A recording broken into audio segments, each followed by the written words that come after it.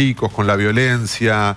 No sé, Sofi, creo que es un gran tópico de conversación últimamente, adolescence y lo que tiene que ver con lo que no sabemos, con el bullying, con las redes sociales. Y pegado a ese punto de conversación, esta semana hemos visto en la República Argentina dos hechos muy preocupantes, que son estas especies de organizaciones en el colegio para generar una masacre de la manera más triste. Nosotros tenemos un antecedente, el antecedente de Carmen de Patagones, pero Estados Unidos es un país que todo el tiempo miramos y vemos esta situación. Y esta semana acá en la República Argentina hemos visto chicos que parecieran ir en esa dirección. Completamente. Es un tópico que nos asusta, nos preocupa, pero del que nos queremos ocupar. Y es por eso que lo invitamos hoy acá a Ángel Leijer, Elgier, perdón, así se dice, psicólogo. Ángel, ¿qué te pasa cuando empezamos a desarrollar estos temas? ¿Qué se te viene a la cabeza? Bueno, primero, muchas gracias por la invitación.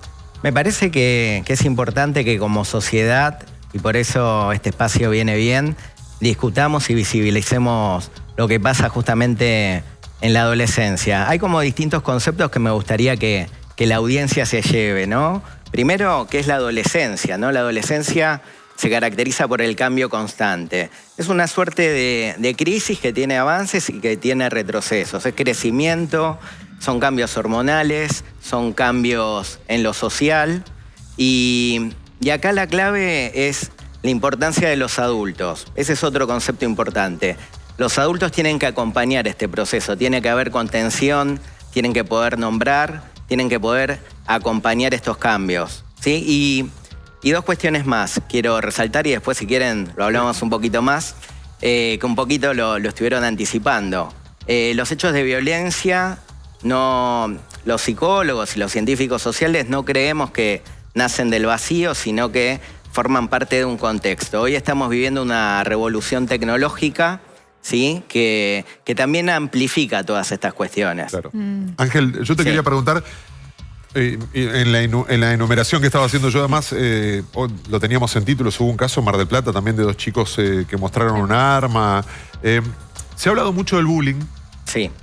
Y de hecho se le atribuye mucho al bullying en estas cuestiones que tienen que ver con estos hechos que no quiero que se plantean como proyectos violentos, porque digo, en este caso no se concretaron en Argentina, pero parecían proyectos extremadamente violentos.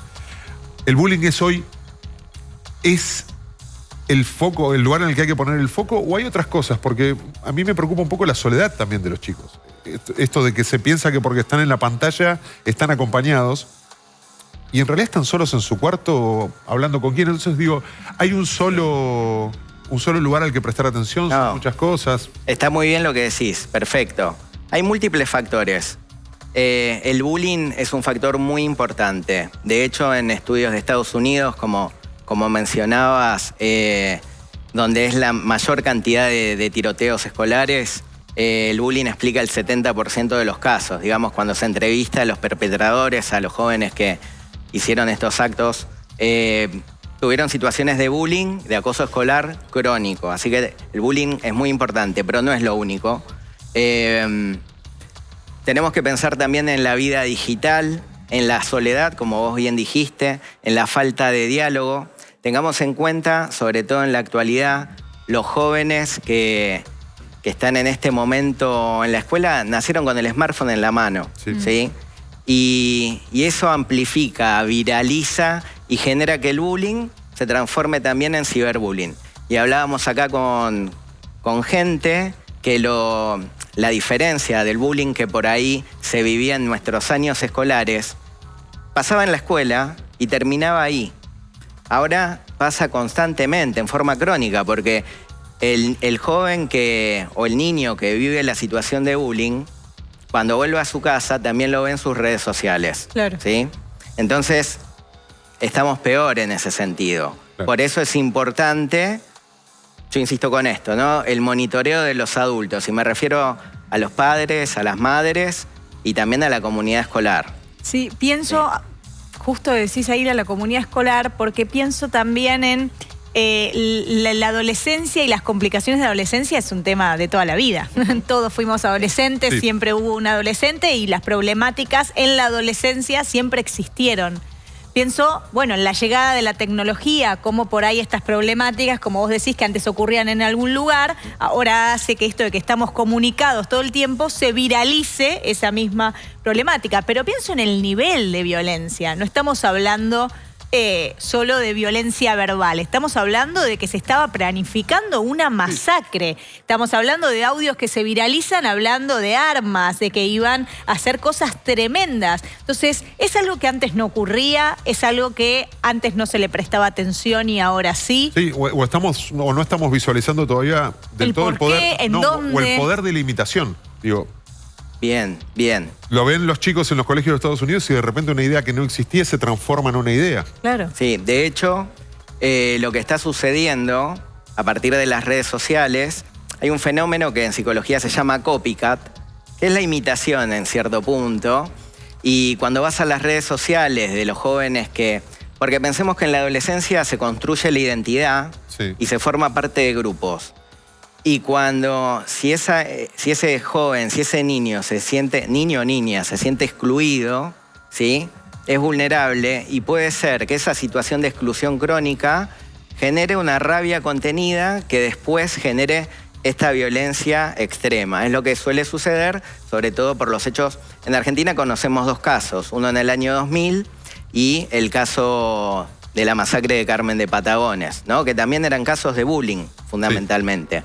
Entonces, ahí lo que tenemos que hacer es trabajar con la sociedad, fundamentalmente. Estos hechos, como les decía, no se explican por una sola situación individual, sino que tiene que ver con el contexto escolar, el contexto familiar. Suele haber comunicación disfuncional, ¿sí? En las familias. No digo que sea el explicativo, pero hay una asociación también. Y lógicamente también desde la sociedad, bueno, estuvimos viendo noticias recién que tienen que ver con violencia y eso también abona un poco a que los chicos reciban eso, ¿no? Que la sociedad se vuelve violenta. Ángel, ¿cuánto le cabe a los colegios? Claro. Porque casi todos los casos, el lugar del bullying es el colegio y después se termina transformando en el lugar de los desastres, Sí. el colegio. Es un tema sensible, Claro. un tema sensible. Hace un momento ustedes hablaban de la serie Adolescencia, Sí. que la recomendamos. De hecho, bueno, es una serie británica y el primer ministro recomendó verla porque vemos que es un fenómeno global y sin duda tiene que ver con la hiperconectividad. Y en las escuelas se está viendo en el Reino Unido. Me parece que nosotros tenemos que hacer lo mismo. Un mensaje que les doy a los padres es que vean esa serie con sus hijos adolescentes y también que la vean en la escuela, ¿sí? Es una herramienta más. Hay algo que se plantea allí y que creo que más allá de la serie es interesante, cómo un padre hace para también saber, sin ser invasivo, lo que su hijo maneja en redes.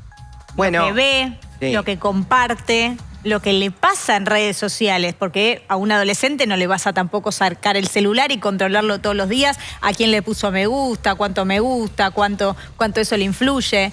Sí, Entonces, ¿cómo hacemos con estas nuevas herramientas? Bueno, a ver, nosotros de hecho... nosotros hacemos investigación en CONICET y yo justamente me especializo en primera infancia. Bien. Y uso del celular. Y estamos viendo qué pasa ahí, ¿no? Que es una pregunta que sobre todo a partir de la pandemia se dispararon los casos, digamos, de uso de celular, de pantallas. A ver, hay distintas posiciones con respecto a esto. Es como, digamos, con el abuso de sustancias, con el abuso de las harinas. Hay posiciones que son extremas, hay que prohibir completamente el uso. Hay un psicólogo que yo respeto mucho, que se llama Jonathan Haidt, que escribió un libro que se llama La generación ansiosa, que es muy recomendable, el libro se consigue. Y él plantea que el celular a los jóvenes tiene que estar prohibido hasta los 14 años. Sí. Y el uso de las redes sociales se tiene que prohibir hasta los 16 años. Sí. Yo Qué difícil. No, escuché, y de hecho hay padres, y hay Sí. grupos de padres que abogan por eso, que dicen, bueno, tratemos de, en este grupo de chicos, si nos ponemos todos de acuerdo, demorarles la llegada al teléfono ¿Y celular. cómo hacer que eso no haga que después quedas excluido? Porque todos mis Claro. amigos tienen redes y yo no. Bueno, Todos hay mis que- amigos tienen celular y yo no. Sí, hay que generar una... Yo por lo menos también soy papá y yo lo que trato de generar, y son recomendaciones que estamos haciendo los psicólogos que trabajamos en orientación a padres con respecto a este tema, generar una rutina. Por ejemplo, el celular, de repente los videojuegos que también tienen violencia, ¿no? Solamente el fin de semana, horarios controlados, y que el celular no desplace otras actividades que nosotros cuando éramos chicos hacíamos. Sí. Ir a la plaza. Se da una paradoja bastante interesante porque los papás son muy estrictos hoy a la hora de permitir a los niños y a los jóvenes a salir, de ir a comprar, de ir a la escuela. Se pone mucho hincapié en los riesgos físicos que pueda haber. Pero hoy realmente hay muchos más riesgos en la vida digital. Por ejemplo, el grooming. Claro. Yo por eso te exacto. decía que la soledad, me parece que la soledad y el bullying van de la mano, sobre todo en Sí. estos casos digitales. Es eso de, y lo cuido, no lo dejo salir a la calle porque la calle está peligrosa. Acabamos un segundo antes de presentarte a vos, Sí. estábamos mostrando a una adolescente a la que le roban la puerta de la casa. Sí. Entonces, listo, cerramos la puerta, encerrate en tu cuarto, tenés todo lo que vos necesitas en tu cuarto, el teléfono, la compu, lo que sea, y es como que decís, bueno, listo, como no, está afuera, no le va a pasar nada, me quedo tranquilo. Y están expuestos a otras cosas, Sí. que además yo creo que en mi generación, yo tengo 48, no somos nativos digitales. Entonces pensamos que el celu es solamente una partecita de la vida, como es para nosotros, una parte. Sí. Pero para los chicos es Todo. Todo. orgánico casi. Sí, sí. A ver, lo que se recomienda fundamentalmente es esto de generar rutinas y bueno, que el celular no desplace, digamos, Claro. la vida física. Vos mencionaste algo muy, muy bueno que tiene que ver con la interacción cara a cara. No se tiene que dejar de lado eso. Nosotros, por ejemplo, en las investigaciones que hicimos, evaluamos 19 países de Latinoamérica y lógicamente también Argentina.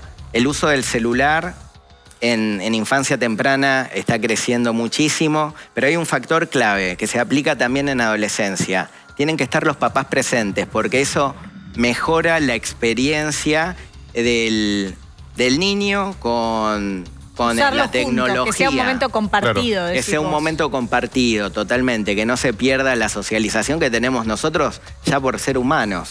Pienso en esto cuando decís momento compartido. Por ahí antes también los padres trabajaban menos. Los padres trabajaban. Por ahí uno solo de la familia. Trabajaba la mamá o trabajaba el papá. Entonces la otra persona se podía dedicar todo su tiempo a ese chico cuando volvía del colegio. Ahora también los dos padres tienen que salir a trabajar. Los dos padres cuando vuelven del trabajo están cansados. Y por ahí es más fácil, por decirlo en pocas palabras, toma, quédate con el celu un ratito, mientras yo también tengo mi tiempo para mí. Entonces, qué difícil es también para los padres encontrar ese momento para uno, encontrar el momento de la familia, construir un momento para todos. Sí, es un desafío. Y la pantalla en general, digo, estamos hablando del celu, pero la pantalla Sí. muchas veces es un saca problemas Claro. que termina generando problemas más grandes. Estoy pensando en esto. Querés salir a comer con una criatura de 6 años a un restaurante. Total, eso se ve. Y hoy es tipo, bueno, Muchísimo. yo salgo a comer porque total le tiro la Le tablet. doy la tablet, No joroba y claro. yo como bien. Sí. Y en eso estás perdiendo tiempo de calidad para ver, que tu chico aprenda a solucionar el tiempo. ¿Qué es esto de no me puedo quedar una hora sentado? La ansiedad, ¿no? Claro. Estamos de acuerdo en que Internet y que los celulares son una herramienta fabulosa, ¿sí? Y que tienen sus cosas buenas y sus cosas malas, pero nosotros como adultos tenemos que dar el ejemplo y tenemos que acompañar a los adolescentes de alguna manera. En la adolescencia específicamente, leía un informe de la Organización Mundial de la Salud, 1 de cada 7 adolescentes tiene algún problema de salud mental. Por lo general, ansiedad, depresión, esto que vos mencionabas de la soledad, y trastornos de conducta. Y por otra parte, el suicidio es la cuarta causa de muerte en la adolescencia. Entonces, yo quiero dejar este mensaje. Y que se ve en la película Adolescencia muy bien, ¿no?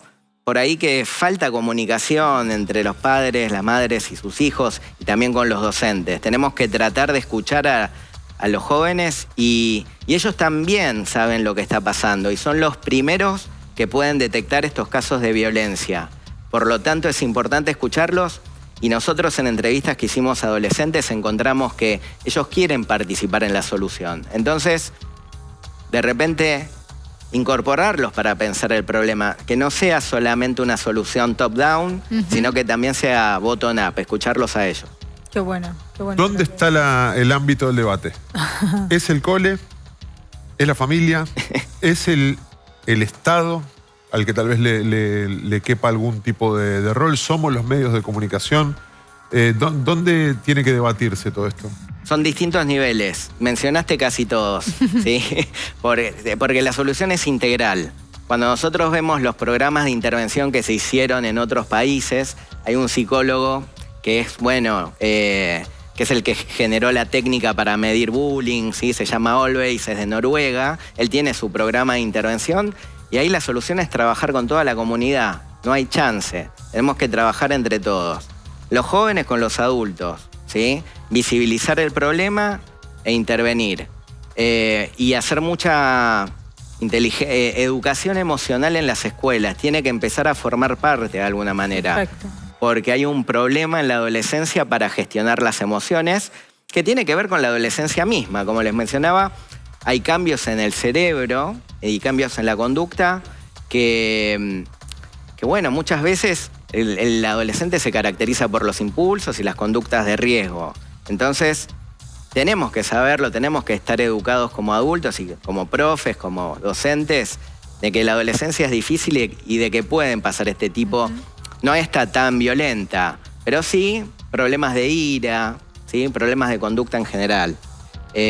Así que la solución es entre todos, básicamente. Gracias, Ángel, gracias. Muchas No, por gracias. favor. Ha sido una semana en la que hemos hablado mucho del tema. Yo creo que no hay mesa familiar, no hay reunión social en el que no se esté hablando o de la serie de tele o de lo que está pasando con la violencia con los chicos. Que bueno, decíamos hace un rato, si la semana azul nos sirve para concientizarnos sobre el autismo, bueno, estos hechos que sirvan también para poner el tema sobre la mesa, charlar y ver qué es lo que está pasando. Completamente.